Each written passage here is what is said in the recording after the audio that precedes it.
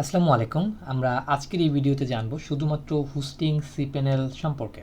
আচ্ছা, hosting cPanel এর ক্ষেত্রে প্রথমে আমাদেরকে কি করতে হবে? আমাদের হোস্টিং এর cPanel এ প্রবেশ করতে হবে। আমরা কিভাবে প্রবেশ করব? এটা হতে পারে আমাদের ডোমেইনের নেম, এটা হতে পারে আমাদের ডোমেইনের কি ইউজার পাসওয়ার্ড, তাই না? তো এটা হচ্ছে আমাদের ইনফরমেশন। এই ইনফরমেশন দিয়ে আমি কিভাবে cPanel এ লগ ইন করবো।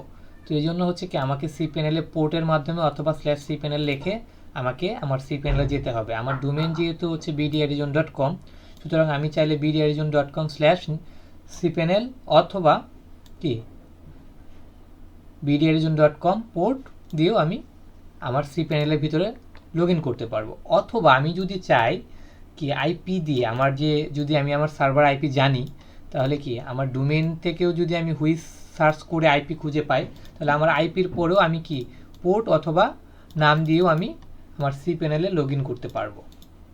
এই যে প্রসেসিংটা, এই প্রসেসিংয়ের যে কোনো একটা প্রসেসিং অনুযায়ী আপনি cPanel এ প্রবেশ করতে পারবেন। অবশ্যই মনে রাখবেন, একটা কাজ 10 ভাবে করা যায়।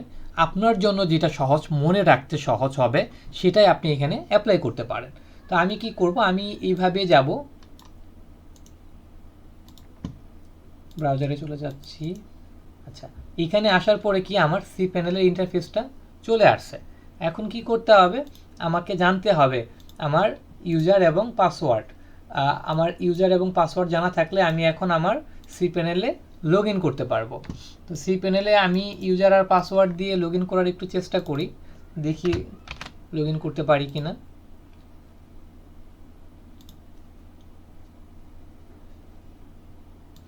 আমি দেখতে পাচ্ছি আমার কি cPanel A already log in হয়ে গিয়েছে।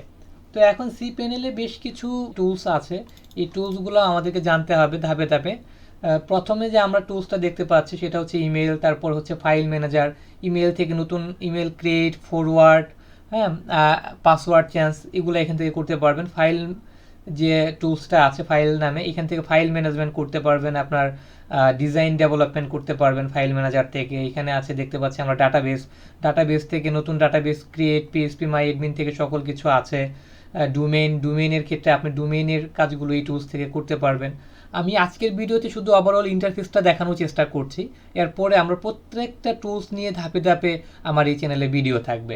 ম্যাট্রিক্স, তারপরে সিকিউরিটি, সফটওয়্যার, অ্যাডভান্স, পারফরম্যান্স, তো এইগুলো আপনারা এখান থেকে এই টুলসগুলো পেয়ে যাবেন। এর পাশাপাশি আপনারা যদি এই পাশের সাইড বারটাকে খেয়াল করেন, তো এইখানেও কিছু বিষয় দেখাচ্ছে। তো এইখানে যে বিষয়গুলো দেখাচ্ছে সেটা হচ্ছে কি আমার প্রাইমারি ডোমেইন বিডিআইডি জোনে আমরা হচ্ছে প্রবেশ করেছি। ওই যে আমি একটা আইপির কথা বলেছিলাম, যদি আপনার আইপি জানা থাকে, এই আইপিটা, তো যদি আপনার আইপিটা জানা থাকে তাহলে আপনি চাইলে এই আইপিতেও কি ঢুকতে পারবেন। আমার এই cPanel এর হোম ডাইরেক্টরিটা কোথায় এখানে বলে দেওয়া আছে। Last log in IP, last যে আইপি দিয়ে লগ ইন হয়েছিল সেই আইপিটা এখানে দেখাচ্ছে।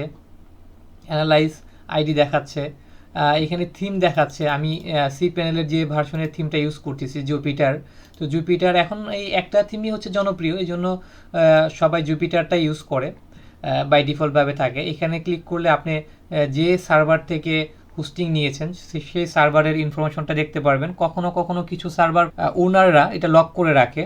আচ্ছা, তো এইখানে স্ট্যাটিক্স যে বিষয়টা দেখাচ্ছে এটাই হচ্ছে আপনার জন্য কি গুরুত্বপূর্ণ। এখানে আপনার কয়টা আর্লিস্ট ডোমেইন আছে, কয়টা অ্যাডভান্স ডোমেইন আছে, আপনার ডিস্ক স্পেস কত। যেমন এখানে আমি দেখতে পাচ্ছি যে আমার bditzone.com এর যে প্রাইমারি ডোমেইনটা, এখানে আমার 300 জিবি হোস্টিং নেওয়া আছে। তো এর ভিতরে আমি মাত্র 4 জিবি ইউজ করতেছি, অর্থাৎ 1.34% আমার এখানে ইউজ হয়েছে। তো এইটা আপনাদের জন্য গুরুত্বপূর্ণ। ডাটাবেস ডিস্ক ইউজ, তো ডাটাবেসে আমার 296 জিবি নেওয়া আছে, কেবল মাত্র আমার 22 এমবি ব্যবহার হচ্ছে। ব্যান্ডউইথ, আচ্ছা এই পাশের যে একটা চিহ্নটা, লিঙ্ক আকার চিহ্নটা বলতে পারেন, হ্যাঁ। তো এই চিহ্নটার একটা মিনিং আছে, দেখেন এই বাকিগুলোতে কিন্তু এই চিহ্নটাই দেখাচ্ছে পাশে। তো এই চিহ্নটার কারণটা কি বলতে পারেন? তো এই চিহ্নটার কারণটা হচ্ছে এইটার মানে হচ্ছে আনলিমিটেড, তো কোনো লিমিটেশন দেওয়া নাই, যতটুকু ইচ্ছা ততটুকুই এই সাইটটা ইউজ করতে পারবে। এখানে সাবডোমেইনে কোনো লিমিটেশন দেওয়া নেই, একটা সাবডোমেইন ইউজ হচ্ছে। ইমেলের কোনো লিমিটেশন দেওয়া নেই, একটা ইমেল ইউজ হচ্ছে, তাই না? আর ব্যান্ডউইথ প্রতি ব্যান্ডউইথটা মূলত হয় মান্থলি বেজে। তো এখানে দেখতে পাচ্ছি আমি এই মাসের 26 তারিখ, আজকে 26 তারিখ পর্যন্ত আমার 6.5 জিবি ব্যবহার হয়েছে। আবার হচ্ছে কি আগামী মাস থেকে আমার আবার 00 হয়ে যাবে, আবার 00 করে আমার এটা ইউজ শুরু হবে। অবশ্য আমার এখানে আনলিমিটেড বলা আছে, তাই না?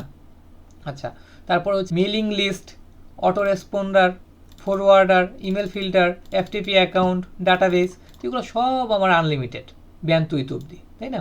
ডাটাবেস থেকে ব্যান টুইট পর্যন্ত যা দেখতে পাচ্ছি সব কিছু আমার আনলিমিটেড, আমার জাস্ট এতটুকু কি লিমিটেড, তাই না?